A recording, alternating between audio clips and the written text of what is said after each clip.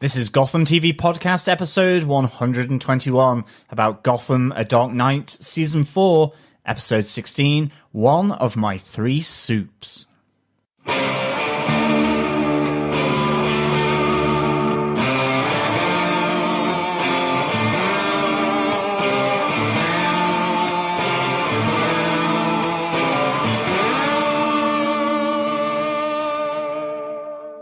This is Drew Powell, and you are listening to Gotham TV Podcast. This is Robin Lloyd Taylor, and you are listening to Gotham TV Podcast. I'm David Mazouz, and you're listening to Gotham TV Podcast.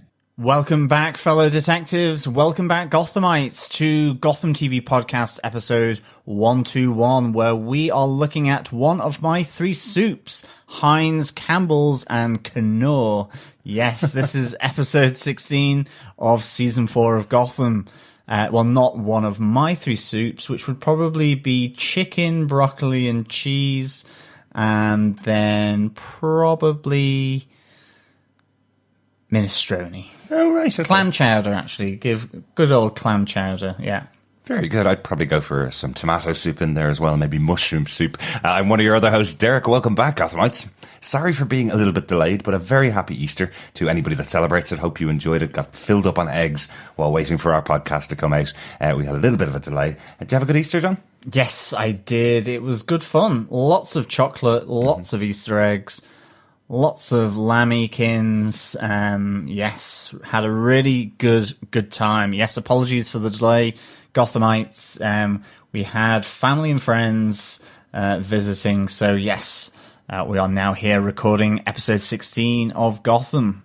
An interesting title with one of my three soups, because obviously there were three bowls of soup in this, but it also, I suppose, metaphorically speaking, speaks to Arkham's finest, as it was tagged in the official synopsis of this episode of Gotham. Jervis Tetch, the Scarecrow, and of course Jerome Valeska. So the big three are in this episode, and they have escaped from Arkham. So yes, spoiler alert, everyone. Usually do that before. I do normally, yes.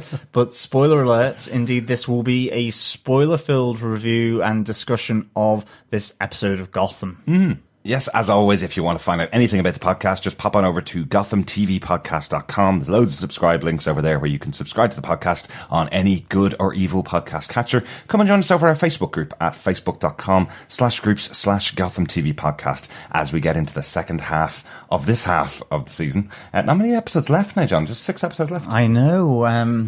I'm really kind of wishing there were more, to be honest, because this has been a fine season 4 of Gotham. And speaking of season 4, we have, just as a reminder, we always like to just do a little reminder now and then of our line, scene, person, character of the week competition for this season. Please send in your thoughts so that we can discuss them live on the podcast. And of course, we will have our big final draw at the end of season 4 of Gotham. Yes. Where you will be in with a chance, if you are pulled from the hat of chance, to be in with a chance of winning the prize, which is a figurine of Oswald Cobblepot. Yes, looking forward to that. That's being released in June, so it'll be out a little bit after our podcast finishes up, but we'll make sure that our winner gets it during the summertime after Gotham Season 4 has finished. A little bit of feedback that came in over on Twitter that I just thought was lovely, so I thought I'd pick it up.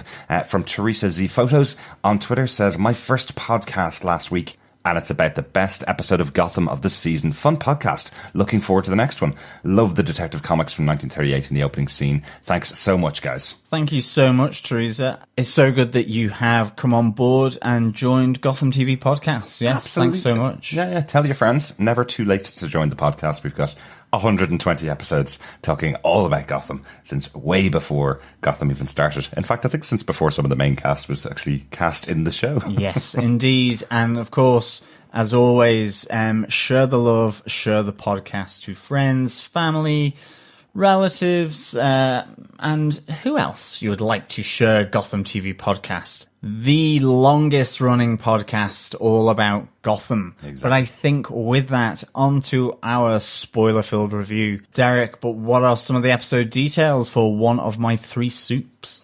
Well, the episode was directed by Ben McKenzie, his second directorial job on Gotham, and he's also had a writing credit previously on the show, in case you weren't aware of it. Some great moments in this episode. I'm not going to spoil your future rating, John, but he has a lot to live up to. His previous episode that he wrote got a 5 out of 5 from you, and his episode that he directed got a 5 out of 5 for you. I wonder, can he keep the streak up? I wonder. Keep tuned, listeners, to the end of this review. Yes. And the episode was written by Charlie Huston, who wrote episode 8 of this season, the one that I love saying out loud. Stop hitting yourself, John. Stop hitting yourself. What did they give us, John? You want to tell us with your synopsis for the episode? Sure. Tetch, Jerome, Scarecrow, and the rest of the inmates in the asylum escape into Gotham. As Jim and Harvey respond to the breakout, Jervis Tetch gives them a run for their money, hypnotizing hundreds of Gotham citizens to stand on rooftops. At the strike of 12, they fly.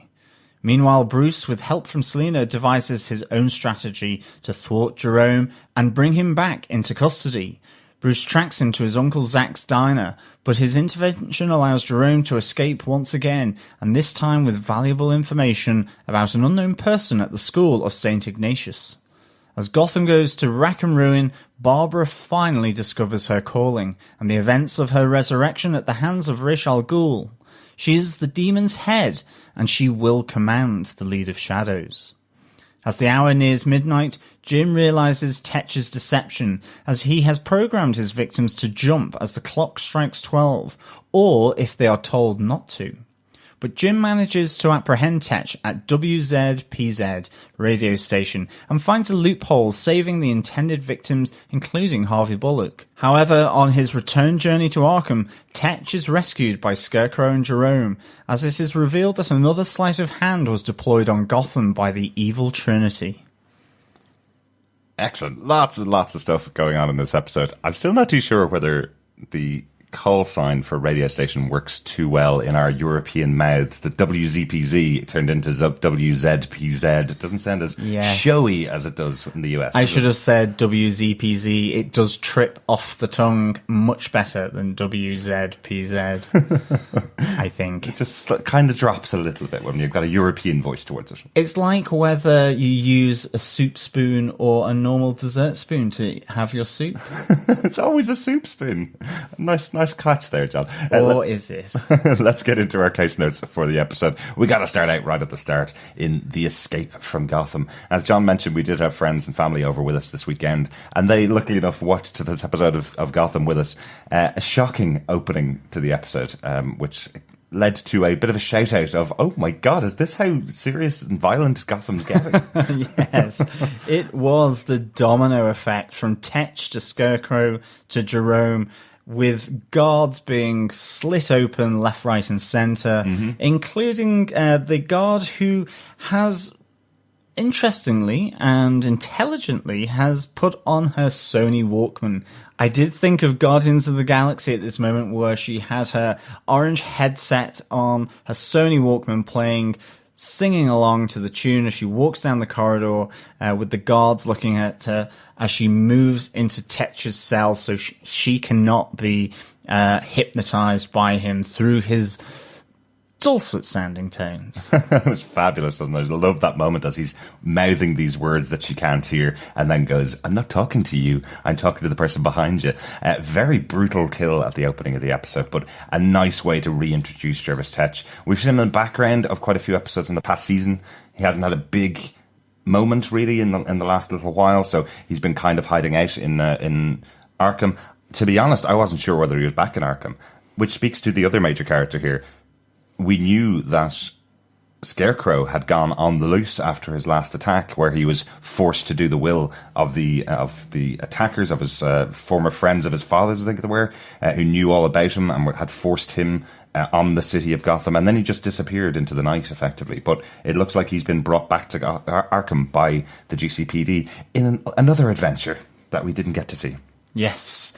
Interestingly as well, the tune being played through the headphones of the guard was Fool for You by Alice Smith. And she was a fool because, yes, as you quite rightly say, Derek, she was not being talked to by Tetch, but he was talking to Tortuga, who then kills her and allows all this domino effect of escaped inmates, and in particular the big three. Scarecrow, who's brewing up in the loo a particular potion. Is it his fear gas?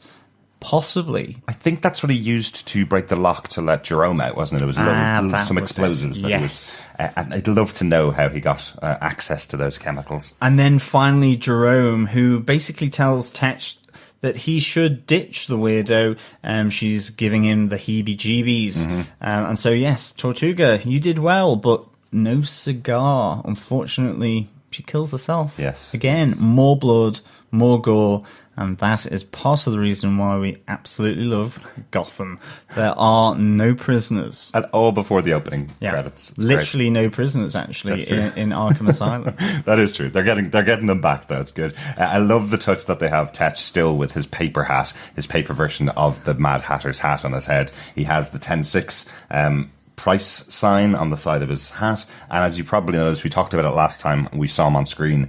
The number for Jervis Tetch in Arkham Asylum is 106. It's C106, and that is the price that's on his hat in the Mad Hatter costume. So some nice little touches there to keep him going with that costume from the comic books.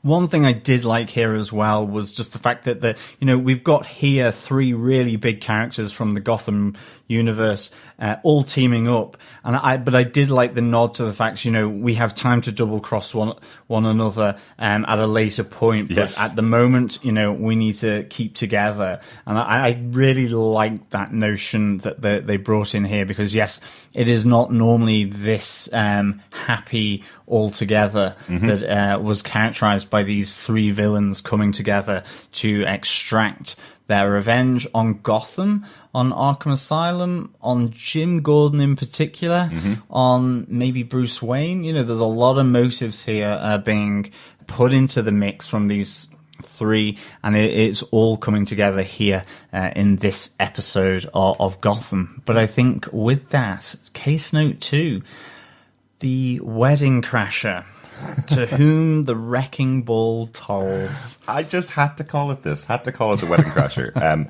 This is quite interesting, this idea that Jim walks up, sees Tetch in the street, has the couple sitting underneath the wrecking ball. Wow, I'm not sure if Miley Cyrus had this in mind when she sang her world-famous song.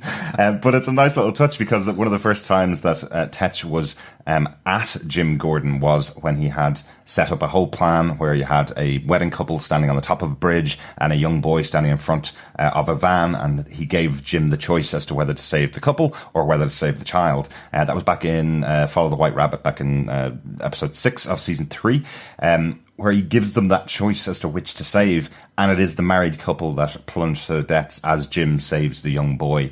Once again here, as Jim is put in front of this married couple, he wonders what the choice is that Jervis is giving to him, and is told, this time there are no choices, Jim. You don't get to be the one that saves them.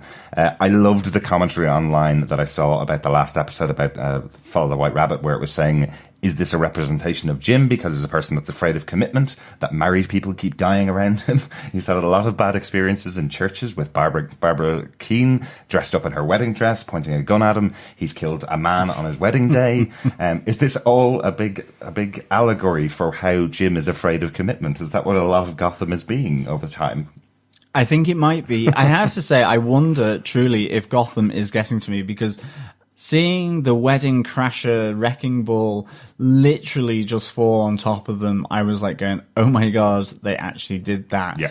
But then I slightly burst into fits of giggles when seeing like the legs sticking out and the bride dress and the bridegroom just kind of still underneath there with the blood up the wrecking ball. So yes, I wonder, is Gotham changing me? My morbid sense of humor really is being given a good run for its money from Gotham, and I must say I really, really like it, I have to say. I also kind of like the idea that Tetch called Harvey Bullock a rusty caboose in tow as well. I thought that was really good. And to be honest though, here I definitely thought that this was still all about revenge for Alice. You know, it still raged through Tetch, and here we were getting this setup for Jim. So for Tetch to really just drop the ball on this couple, this newly married couple, you know, they certainly didn't make their first anniversary. Maybe they didn't even make their first hour of marriage. Yeah. But certainly, I really did think that the three big villains kind of were going their separate ways here. And of course, we will come to that a bit later in the podcast. Yeah, it does really feel like a personal vendetta between Mad Hatter and Jim. It's kind of interesting, isn't it, that for all of the villains that are in Gotham, there doesn't seem to be anybody that has that real personal relationship with Jim. I know, obviously, we have Oswald Cobblepot calling him old friend all the time, but it feels like Tetch is out to get Jim Gordon at all times. It seems like he's his perfect nemesis, as opposed to all of the other villains that are in the city. Jim takes them down, and they will come back in future to be a nemesis for Bruce Wayne, probably. But it feels like Jervis Tetch is purpose-built as being someone that goes after Jim, and there's a real reason for it. You know, so I love seeing these two characters interact in the show. It's really, really good to see them.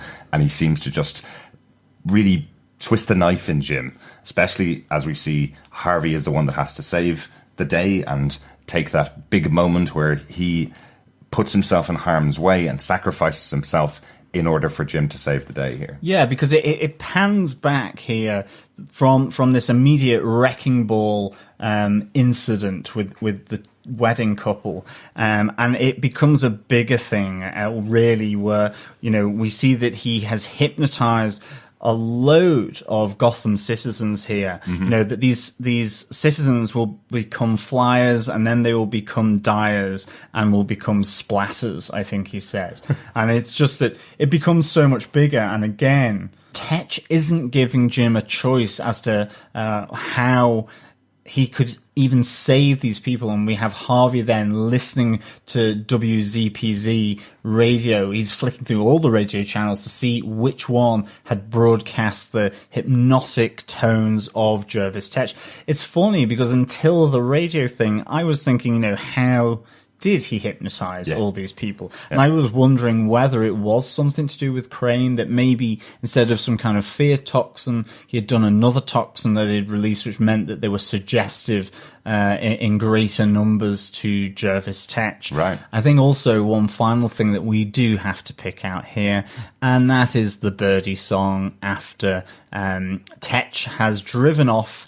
The newlywed couple are no more, lying underneath the wrecking ball, and all the heavies that Tetch has hypnotized, and who eventually go up into the building as well to essentially walk off at the stroke of midnight. They suddenly release Harvey and Jim because they've been there to really protect Tetch, and start clucking. Yes. I really like the chicken element that Gotham brings to the show. There really is a love of hens, chickens, and cockerels in this show, and I just thought that was hilarious.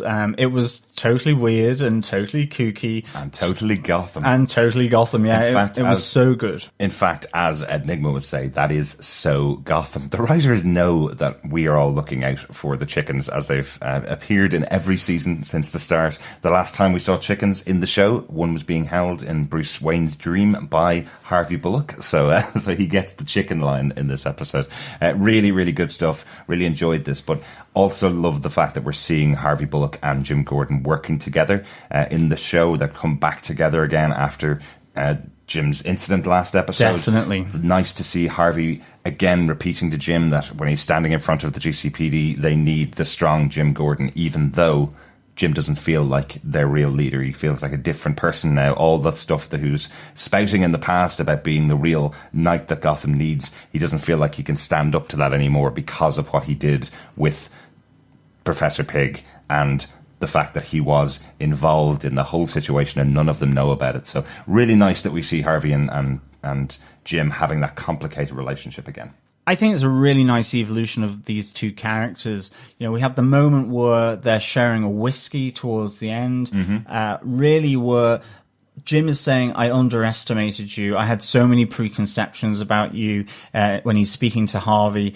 I thought I knew you, and I'm beginning to find, with the heroism that Harvey Bullock made and put himself in jeopardy, that Jim realizes there's more to this lovable, if slightly corrupt and slightly morally ambiguous cop than meets the eye.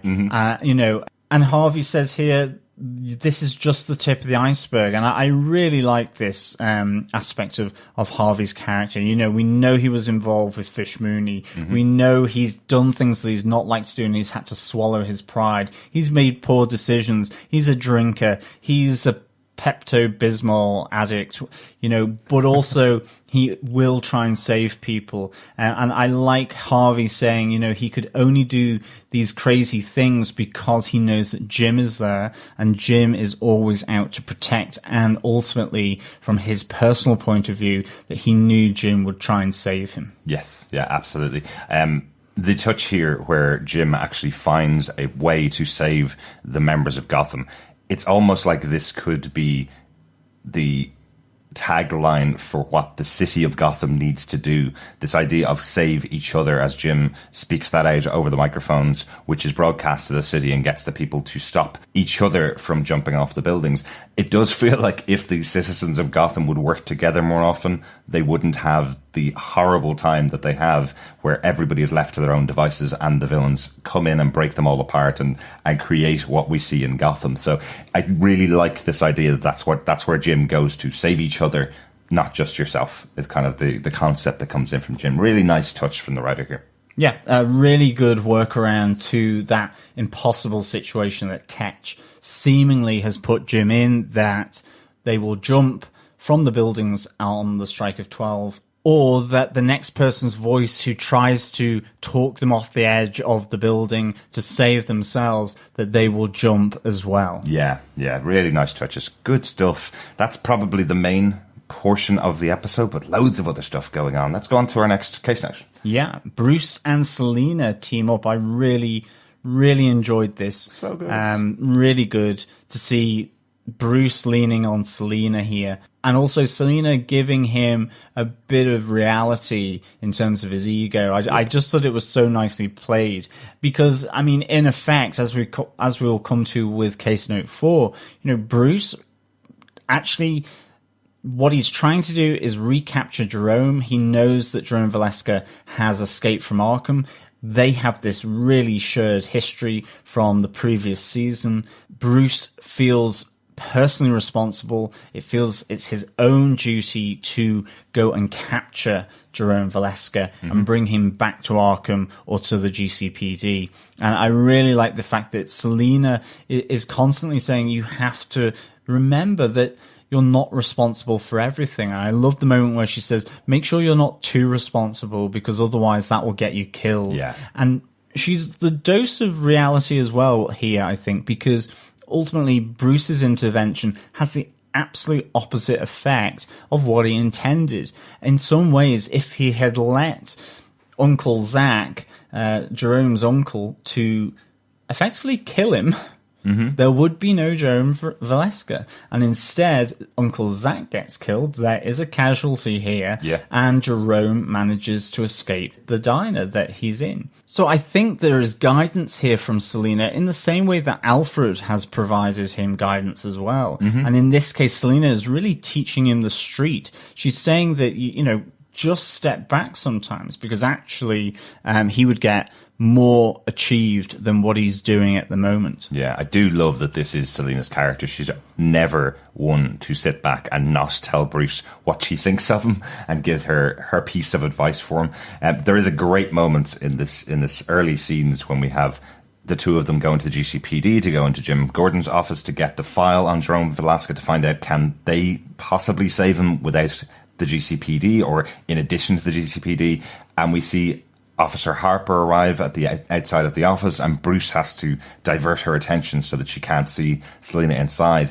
I love that Bruce is building on the lessons that he learned from Alfred last season, where he has to play a part and play a role, and we see him play 3 different versions of Bruce Wayne here. We see him play the arrogant Bruce Wayne, where he's going I know Jerome Valeska broke out of Arkham Asylum to come after me, and Harper's kind of gone, don't kid yourself, kid. He's got a lot more on his plate than just you. And then when that doesn't work, he changes to the rich Bruce Wayne, where he's going, is it money that you want? And tries to bribe her, which gets her back up. And then he turns into the whining billionaire Bruce Wayne, who says he's afraid, he's scared, and starts to put on the waterworks just to distract her. This isn't really his thoughts, obviously, but I like that he goes through those different versions of the character that we've seen build over the last 2 seasons. Yeah, it's a really nice iteration of this same character, and it sees the evolution of Bruce really deploying his knowledge in Gotham, and it's really nice. And at the same time, though, I like the fact that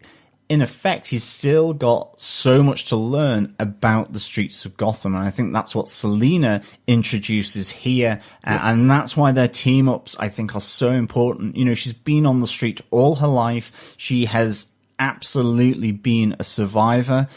She's been canny. And she is also trying to impart a bit of that streetwise cred onto Bruce Wayne so that he understands the streets, he understands how villains operate, which will be another string to that bow of him becoming Batman. Exactly. Can't finish up this point on Bruce and Selina without talking about that moment in the car just after she talks about Bruce's ego being huge. And we have a little homage, will we say, to Spider-Man Homecoming? I think there's a lot of Marvel references, and by a lot I mean two, in this episode of Gotham. And definitely there is the Tony Stark moment with Peter Parker from Spider-Man Homecoming. It looks as though Bruce is about to kiss Selina, he's reaching across over her, and then he opens up the car door to effectively let her out. And she lets out a good old sarcastic laugh here, and a bit of a sigh at the same time. And it does mirror that moment where Tony Stark is reaching across Peter Parker, seemingly to sort of give him a hug, tell him well done, but opens the door and asks him to get out the car because they're about to move on and go separate ways. And in this moment in the episode in Gotham, then you have Selina and Bruce separating together as Bruce goes after Jerome on his own. Yeah, absolutely. Let's go on to case note number 4. Goldie, Jerome and the Three Bears, would we call this one? Yeah, absolutely. I'm not too sure why the 3 bowls of soup were there. I see that it links in with the episode title, but did his uncle put them there at gunpoint? Or did he just serve up 3 bowls of soup to Jerome? His uncle calls out the fact that Jerome hasn't noticed why there would be 3 bowls of soup there. So I think Jerome must have arrived and was looking for food from his uncle, and his uncle served 3 bowls of soup instead of 2. And that's where the point comes later on. Did you not notice that we have another guest here? The strong man from the circus, I think he calls him Lunk, who has arrived to beat holy hell out of Jerome Valeska, basically. So that's the reason for the 3 bowls. Yeah, eventually you get the reason. Yeah. But ultimately I was wondering, why did he put 3 bowls of soup out there? Was it at gunpoint? Was he suggesting he eat the 3 bowls of soup whilst at gunpoint? Were the 3 bowls of soup already there? But nonetheless, yeah, we realise that actually, even though it looks as though there are just Jerome and Zach in the diner, there is a 3rd person as well. And indeed, one of the soups is getting a little cold for Zach's liking, and so heats up in a really dodgy microwave, actually, heats up the bowl of soup, because we learned that actually Zach, his Uncle Zach, used to also batter and abuse Jerome as a kid by putting his hands into boiling chicken stock. It's a really interesting one, isn't it? They seem to be taking pains here to make Jerome a little bit more sympathetic than the crazy character that we've had in the past. It's like as if they're kind of going, but this was someone that abused him as a kid, so he's able to do all of this abuse back on him. He's trying to feed him bleach, effectively, before shooting him in the head with a gun, and then he tells Bruce, when I was a kid and abused by him, nobody ever stepped in. Thanks. to Bruce when Bruce arrives to stop this beating that's going on, or stop this abuse that's going on in Jerome. So it's quite interesting to have a little moment with Jerome where you hear about his past, firstly, and secondly, that the beatings were relentless when he was a child as well. I think that's quite interesting, a nice touch for Jerome to get a little bit more about who he is. Because over and over again, what we've seen with Jerome is the craziness creeps in. Even the first episode that he appeared in, we saw the rug being pulled out from under us when we realise he is the murderer, he is the killer, he has the craziness already in him. Just so much inherent craziness here, and it really just comes spewing out in this diner. And again, we see then he gets this information from his Uncle Zach, and you are kind of going, okay, who is at the School of St Ignatius?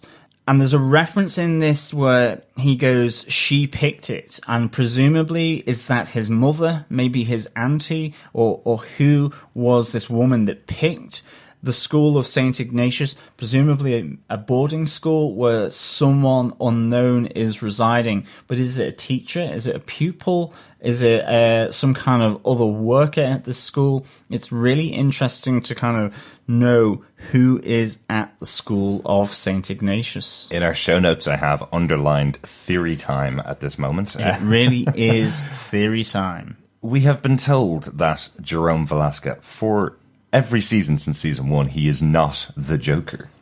So I have a feeling that this is his brother, where his mother left his twin brother, or potentially his cousin, who is the son of Zach, potentially, was put into the School of St Ignatius. So I have a feeling we do have another J in the family of Jerome. And there may be a crazy family trait that runs through this family, because in fairness, Uncle Zach was pretty nuts as well.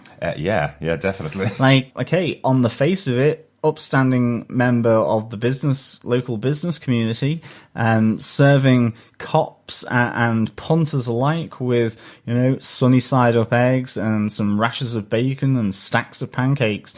But beneath that, bubbling beneath the surface of this green soup, was a bit of a psychopath as well. So it looks here as though there is a bit of a family trait in the Valeska family. Yeah. That actually they're all slightly nuts. Yeah. So presumably whoever is there has been put there to insulate them from this nuttiness. Yeah, potentially. Yeah, or take them away from it. Yeah, absolutely. I do like that John calls out that when they were kids, they tried to break into Zach's kitchen, and he took Jerome's hand, put it into boiling hot chicken broth, and then made him eat the soup.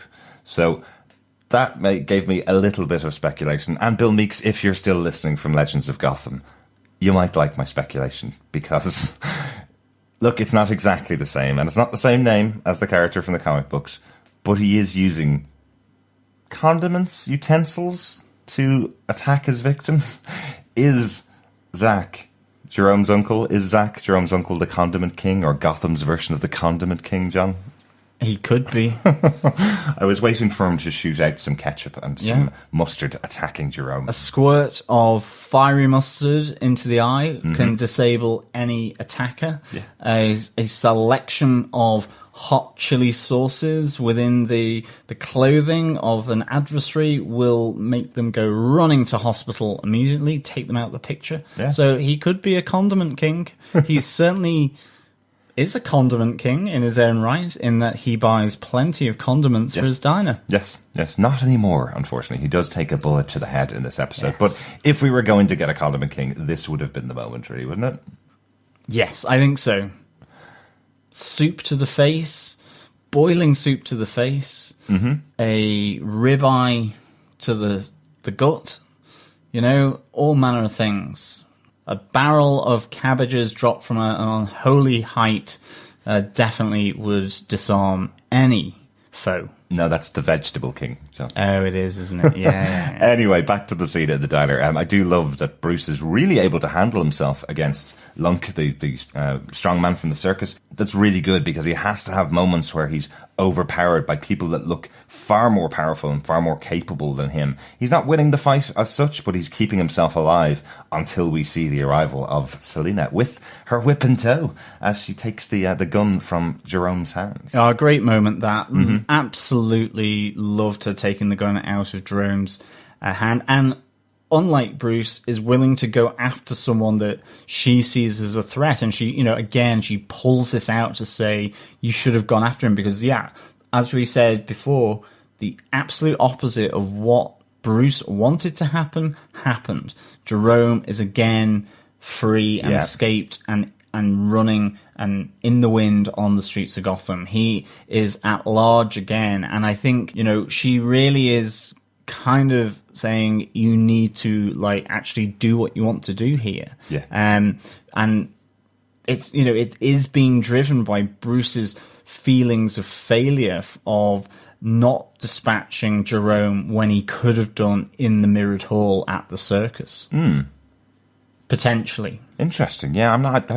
he had the opportunity with some of the mirrored glass ready to kill him, and he decided against it. Again, is there an element here where he doesn't want to do that? He doesn't want to have those feelings, but actually maybe it was the right thing to do. And it's certainly what Selina was looking to do. She gets a shot off, and she tries to shoot him again. Again, in that moment, Bruce races to stop Selina from shooting and almost seemingly runs past Jerome, who escapes out the door. And I do think, if I had been Bruce, I would have tried to stop Jerome, because hopefully then Selina would not fire whilst I was there, and then you could take him back to Arkham. So I did wonder whether that felt right in a sense, but I did like the reasons for it. Yeah, I think it's more important for Bruce that he protects Selina from going down the path that he went down after killing Ra's. That has been the arc of Bruce for the last season and a half. He killed someone,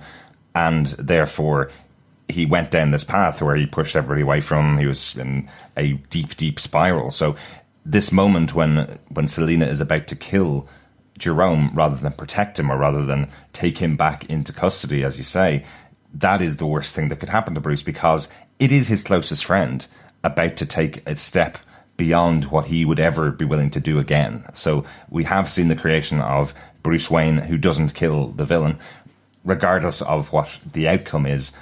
But it's really important, as has always been the case with the Batman character. If he doesn't kill someone, that means they may be out in the streets in the future and may endanger lives. Does that mean that he has to turn into the killer to stop them endangering lives? That's where the essential question always comes from Batman not being a killer, I suppose. So I like they've kept this here. Obviously, they will continue to keep this, but the point from Bruce running across the room to stop Selina is that it's actually more important that he stops her killing someone than it is him catching Jerome. Yeah, no, absolutely. I'm totally on board. I think maybe it was just with the setup of where these characters were. If Bruce had been flung the other side of the diner by Lunk or something during the fight, and then Selina comes in and rescues him by whipping out the pistol from Jerome's hand, and then tries to shoot him, and Bruce could have lifted it and moved him away and you could run out the door. I think it was the fact that you were having to run past Bruce, in effect, and Bruce run past Jerome, past the doorway, in order to stop Selina kill. But absolutely agree, Bruce, I think, has learned his lesson about the death of people and murdering them, and that's not the road he wants to go down after his encounter with Ra's al Ghul, which we will come to in a moment. But before that, the interesting thing that we get here then is that, in fact, Jerome, Jervis, and Scarecrow, whilst they have gone off and done different things, are not doing it separately from one another. This is a plan, a combined plan. Jervis Tetch is the red herring. He is the one keeping the GCPD occupied, Jim occupied, whilst Jerome gets this bit of information from his uncle, and whilst Jonathan Crane, the Scarecrow, is off getting his fear toxin, which he uses to release Jervis Tetch from captivity from the back of the GCPD van. Absolutely. Did you notice we got our new Jonathan Crane Scarecrow outfit at the end of this episode as well, John? We did indeed. Very cool. Looking very like something from the Nolan films and even the Arkham games. Actually, some really, really cool seeing the brand new costume for our brand new Scarecrow in the show. Definitely. So, as we mentioned, once again, releasing Jerome back into the city has had consequences for Bruce Wayne. If Bruce had stopped them, if Selina had shot him, then perhaps Jervis wouldn't be free in the city. Perhaps Jonathan Crane would have gone off on his own. But by Bruce releasing him back into the city, more consequences. Yes, but not only do we get our evil Holy Trinity escape from Arkham, we see, as you say, the new Scarecrow outfit, but we also, moving on to our case note 5, we see a new person in Barbara Kean, in Babs. She is the Demon's Head, and she will command the League of Shadows. I totally wanted you to do your Bane impression there, John. I am the League of Shadows. I now no longer want you to do your Bane impression, John. Absolutely. I think I went a little squeaky. Tom Hardy, no doubt, would headbutt me for that impersonation. You have been watching too much of Peaky Blinders as well. I think I may have done, yes. But certainly, I love this coming together in Babs's memory. She's been trying to resist it, and this has been the cause of all the pain, the headaches, the migraines that she thought she was having. And Tabitha is the one ultimately that releases her here to say, confront it. You know, you're wondering what's going on. You wonder what happened to you. And yet maybe these implanted memories that you feel that you have in her will be able to tell you, and it will stop the pain. Why don't you try and access them? And with this comes the revelation that, in fact, she is the new Demon's Head, and the League of Shadows are being called by this beacon of light emanating from her hands. I love that it's Tabitha that calls her out, and she's brutal about it. She's going, you're not the Barbara that I know. The Barbara that I know wouldn't let anything stand in her way, let alone pain. That's nothing to you. And I love that the flashback that she has in her head to give her all this information about Ra's bringing her back to life kind of conveniently leaves out the fact that it was Tabitha that electrocuted her in the first place. She just starts at the point that she's being electrocuted.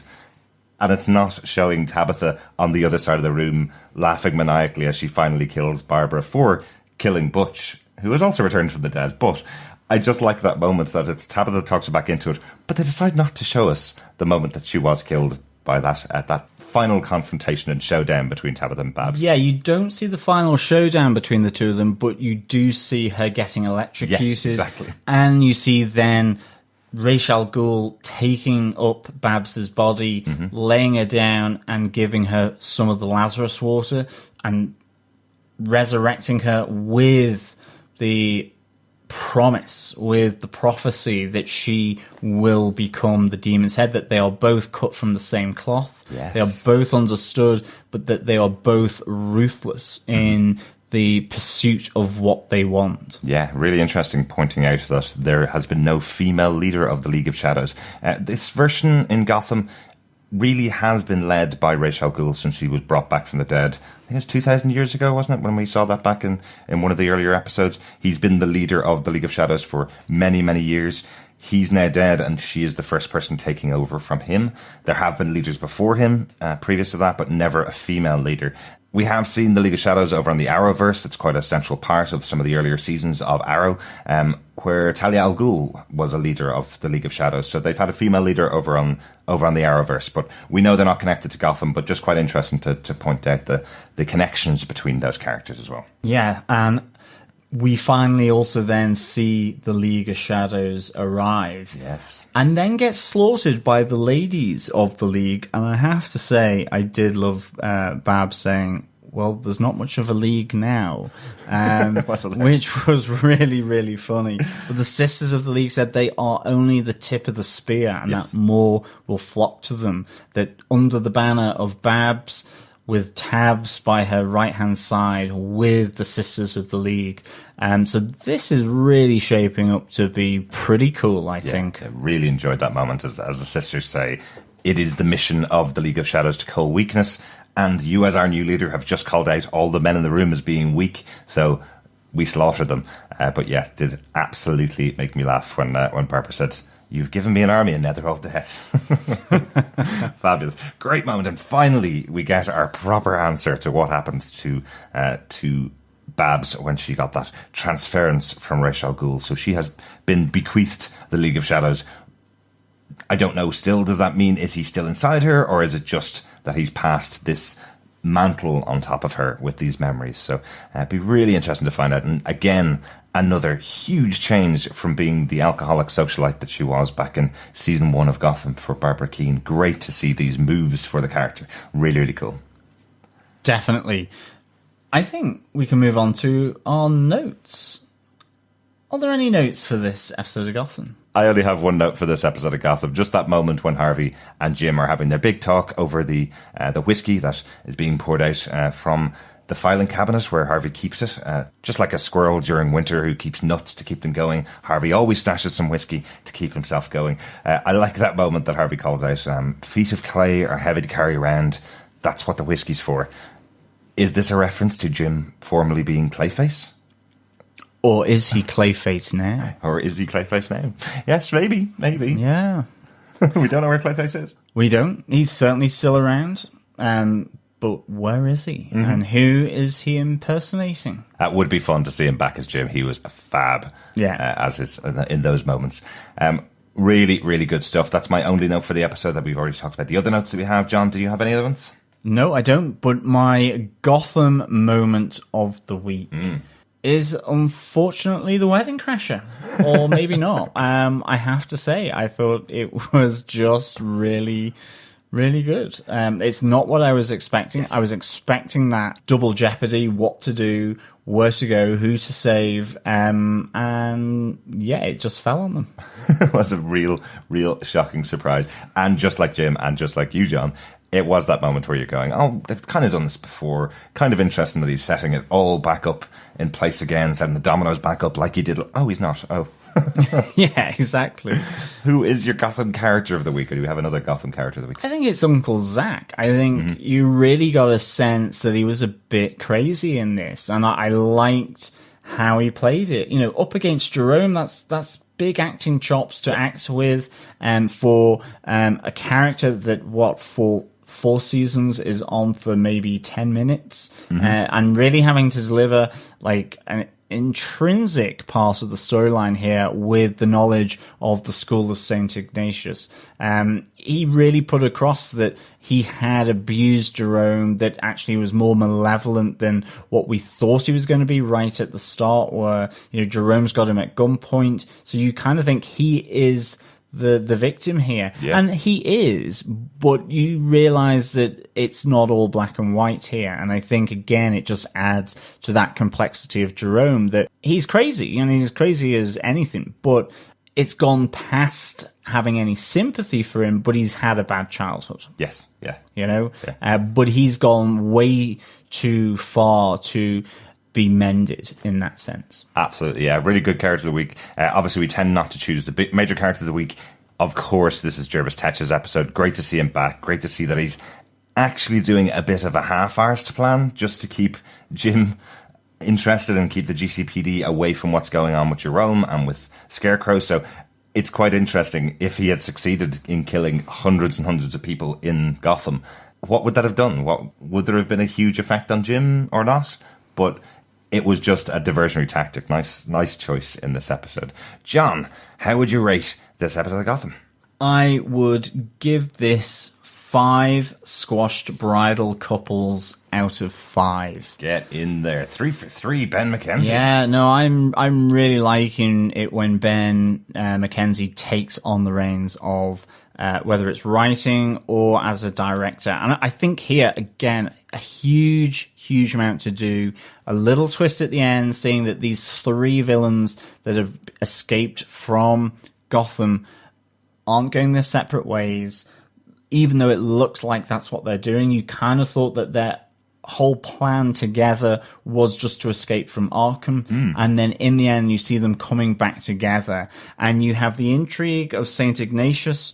You've got Scarecrow fully powered up now with his fear toxin. And again, you have some really great moments between Jim and Harvey in terms of their continued sort of reconciliation from their big spat, as well as having Bruce still very much on a journey of learning, and then this time from Selina, who comes to the rescue to save him. I just thought it was really, really good. I love Jervis Tetch.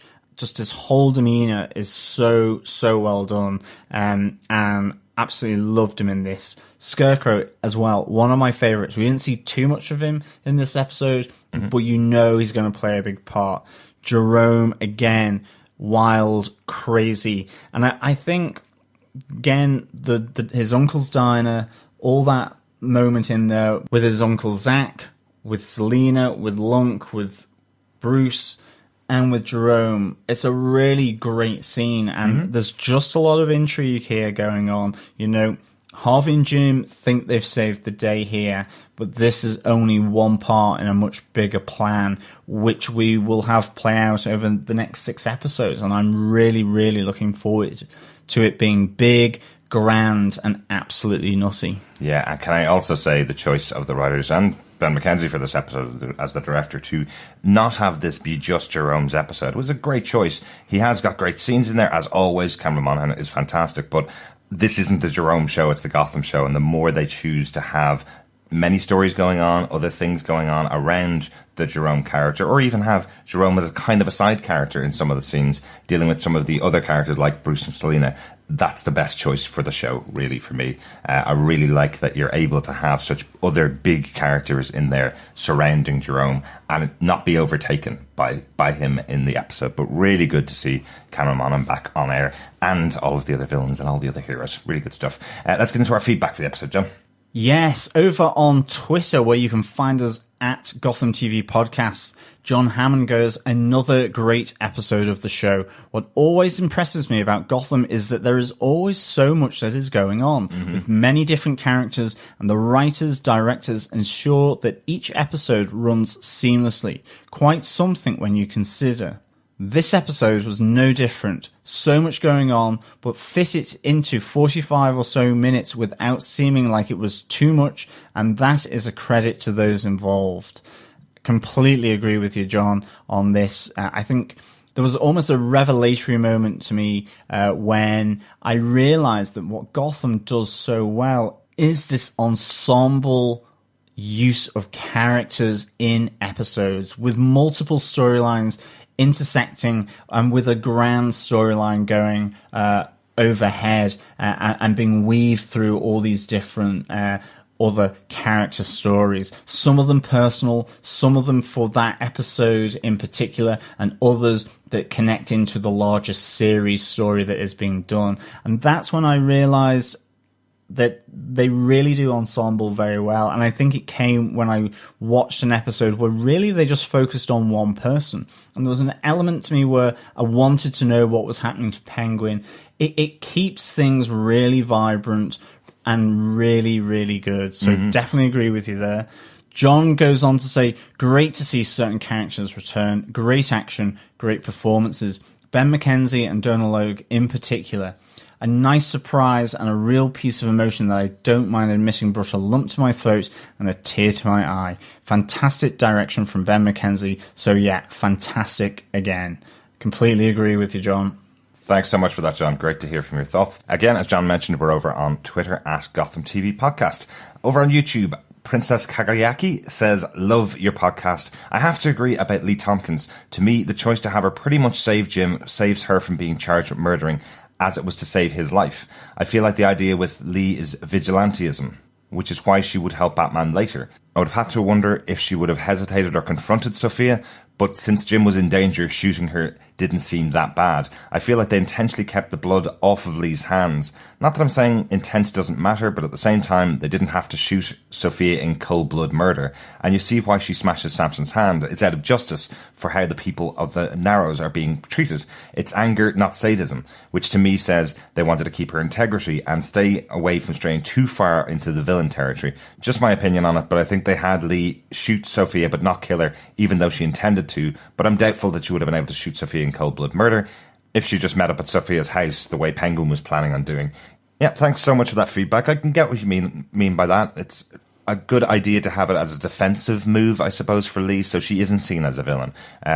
Understandable. I think we were just more surprised that Sophia was alive after the shooting because it seemed like a dead centre of the head shot. Yeah, but I like the idea that you say about keeping her integrity. She is a doctor, and I think absolutely just seeing her extract anger on Sampson. He's still alive, but now he knows not to undermine her in the Narrows again. It's a brutal form of justice, but it's one that in the Narrows that seems to make sense, where it's this gang and hood mentality going on where they will stick together but stab one another in the back. And I think here she is again making her stamp. She thought she could do it with Sampson by appealing to his reason and the fact of her goodwill, and she has been betrayed by that. So she's just gone up a level here, and taken out his ability to write a letter ever again, or maybe use a mobile phone.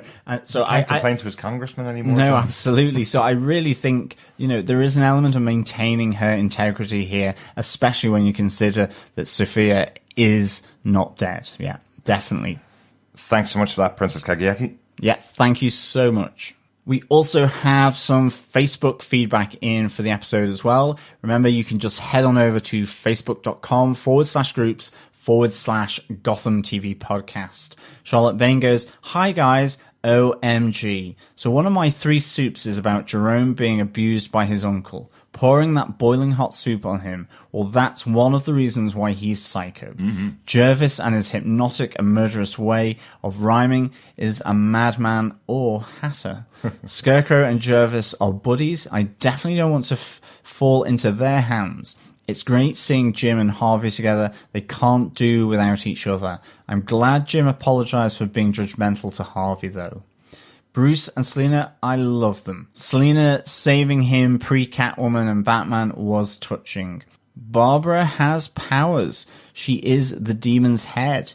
She is a badass woman with the Women's League of Shadows as assassins. I am so excited about what's going to happen in the following episodes. I am loving it. Thanks so much, guys, for the podcast. You guys are awesome. Thank you so much, Charlotte, for that. You're awesome, Charlotte. Thank you. You are, absolutely. It's really nice to get that feedback on the episode as well as for the podcast. So yeah, it's really good to see that coupling of Scarecrow and Jervis, as well as then having the lone wolf that is Jerome. It's almost a bit like Jerome is the person who eats uncouthly from the front of the soup bowl, whereas Jervis and Jonathan Crane will daintily use their more refined approach to eating the soup from the back of the bowl. Fellow Gothamites, John is motioning the action of eating the soup from the back of the bowl. I never knew that was a thing, so I'm obviously an uncouth Jeromite. Thanks so much for that, Charlotte. We also got some feedback from Caroline Wells. She says, always, always, always love it when villains are together, and it's even better when they acknowledge that they are villains. That's why Almost Gotham is one of my favourite Batman animated series episodes. Excellent episode. Yeah, really good episode. Good call there, Caroline. And even if the anger towards Jim was staged or not, I kind of don't blame Jervis for being pissed. Well, technically, he didn't escape from Arkham. He was kidnapped, and during that time, he didn't do anything illegal. Interesting. And he sustained a nearly lethal injury during that time by an officer. And even though he didn't have much screen time, I did enjoy Scarecrow and his polite but odd repartee with Tetch. Yes, again, I think it's a really interesting little odd couple, as you say, and as Charlotte pointed out, between Tetch and Scarecrow. I really can't wait to see how 2 of my favourite characters maybe develop over the course of these last 6 episodes, for sure. And yeah, I sometimes certainly don't blame Jervis for how he likes to focus in on Jim Gordon. Yes, and fellow Gothamites, if you haven't seen the episode Almost Got Him from Batman the Animated Series, check it out. A good call there from Caroline. We have a little bit of voicemail feedback from Claire Payne. Yes, you can send in your voicemail by heading on over to GothamTVPodcast.com and clicking on the right-hand tab on the side of the computer screen, and you can leave up to 90 seconds of your thoughts on Gotham. So please head on over and leave a voicemail. Or you could do what Claire did and send us two, and we'll stitch them together if 90 seconds is enough, especially when the episodes are as good as they are for Gotham. We don't mind doing that at all. Take it away, Claire. What an intense episode. It was gripping until the end. The mood and pace of this episode was brilliant, and Ben McKenzie has proved again that he's a great director. I like it when an episode starts with Arkham Asylum, and a huge bonus when you see the return of Jervis Tetch. I have two favourite characters this week, Mr. Crane and Mr. Tetch. Even though they are working with Jerome, there was an amazing friendship and charm between them. Scarecrow's new costume, which we saw towards the end of the episode, is even more sinister and impressive, and to be honest, I would not have known it was a different actor inside the costume. Jerome doesn't disappoint, certainly interesting to see who he's looking for, and having a family connection in Gotham City. Hearing his history with his uncle and how he put his hand in a pot of boiling hot chicken stock. Bruce pretending to be upset and scared that Jerome was on the loose in front of Detective Harper was funny and a great distraction while Selina found Valeska's file. An interesting conversation between Selina and Bruce in the car with Selina. She thinks that Bruce's ego is already big enough without having to go after Jerome. After being ejected from Bruce's car, Selina turns up to help Bruce at the diner, and now Selina is known to Jerome. Barbara finally confirmed as the Demon's Head, and a great twist on the League of Shadows. The men that stood before Barbara were weak and the ladies are strong. I really liked how Barbara actually went and did research to understand what had been happening to her since Ra's passed his powers to her. Favourite scene has to be when Jim is at the radio station trying to stop hundreds of people from jumping off the rooftops, including Harvey. By saying save each other, broke the hypnotic spell to the relief of Jim and the waiting officers at the GCPD. A fantastic end to the episode when Jerome and Scarecrow rescue Mad Hatter and Jerome is in his new threads. Favourite line is from Jerome. When I say 3 hairs past a freckle, gentlemen, I do not mean 5 hairs past. Let's do better next time. Thank you very much, Claire. Thanks so much, as always, for that feedback, Claire. Really good to hear your thoughts on the episode. We forgot to kind of mention specifically, but yes, David W. Thompson has joined Gotham as the actor playing Jonathan Crane. We had talked about it in the past that Charlie Tahan unfortunately couldn't come back for the show. He's got tons of other stuff going on, and this show kind of looks for an actor that can come in and out for 2 or 3 episodes a season. So unfortunately, Charlie Tahan wasn't able to come back. David Thompson's doing a pretty good job, though, behind that mask, right? Yeah, and I mean, the fact now that he is, behind the mask, then in that sense, it's about the performance covered up. And in that sense, he's giving a really good portrayal of the Scarecrow in the same way that Charlie Tahan did. So that's really good. I don't ever suspect that we will see Scarecrow's mask taken off again. Maybe I will be proven wrong, of course. Cut to next week. Yeah, well, exactly. But I do think, we've had cast changes before, as we've shared on this podcast. But I think, at this moment, very little to go on. But certainly it feels consistent and it feels right for the show and for the character in the way that Scarecrow is being portrayed here now by David Thompson. Yeah, absolutely. Loved that moment of introduction as Jerome arrives, talking about the time with no watch on his arm. A nice little gag from Jerome. He always has some great lines, really, doesn't he, in the show? He always has some really interesting ones. I love the moment when he's pointing the gun at Bruce going, "Thank you, Bruce. What would be funnier? Would it be that you save me and then I kill you? Or would it be that you save me from Lunkhead and then I kill him, the man that you saved me from?" Yes, that would be funnier. I like those little moments where he has the external dialogue, I suppose. Yeah, and just the fact that he is in the diner laughing his arse off for such a long time, whilst Bruce and Lunk are still fighting it out. is just hilarious. Because, I mean, he's in fits of giggles, laughing manically, just so good. Yes. Really good stuff. Thanks so much for that, Claire, and thanks so much for all of the feedback. Absolutely. Thank you so much, Claire, for the voicemail. It's really good to hear your thoughts. And thank you as well to everyone who's left feedback on this episode and any episode of Gotham. I think we should record later next week, John, and every week from now on, because we always seem to get loads of feedback in after the episode has aired, a couple of days after. But not every episode is as big as this one as well. So great to hear your thoughts. We'll be recording again on Saturday. So if you've watched the episode on Thursday night, send in your thoughts and we'll include them in the next episode. Absolutely. If you want to listen to our thoughts, or indeed your own thoughts, voiced by us or indeed voiced by yourself, then please listen, subscribe, rate and leave a review of Gotham TV Podcast on the podcast catcher of your choice, whether that be good or evil. You can just head on over to gothamtvpodcast.com and go to any of the subscribe areas on there and search Gotham TV Podcast. And once you've done all that, we will be back next week with Gotham, A Dark Knight Season 4, Episode 17, Mandatory Brunch Meeting. So, yes, I like it. Hopefully it's Eggs Benedict. Yum, yum. Although knowing Gotham, it's probably poisoned eggs for Benedict, maybe. Yes, I think so. Thanks so much for joining us. We'll talk to you again next time. Yes, absolutely. As always, thank you so much for listening. It has been a pleasure. I'm going to ditch this weirdo. He's been giving me the heebie-jeebies all through this podcast. Not really. Obviously, I don't mean that. And we will speak with you again soon. Bye. Your ego is huge. No. Bye.